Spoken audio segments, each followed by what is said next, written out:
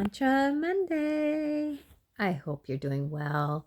We're all in the midst of these things that are happening, and it's the month of November here where it's about being grateful, right? It's hard to be grateful sometimes about our life lately, sometimes, but it's like that's the mantra this month is I'm thankful and grateful for what I have. And I know that I cannot necessarily, people may look at me and say, oh my gosh, Natasha, how are you so like telling me to be grateful and thankful for what I have when I have nothing?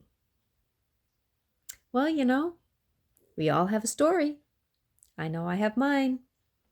I grew up in a house where, my parents made a little bit.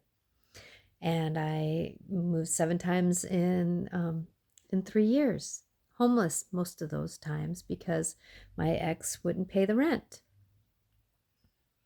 So, things happen. And I know that the reality of our world, just like the light came on from the TV, that sometimes, I found myself in those moments being thankful and grateful for even just being able to have what I had. And I know that sometimes that was my survival.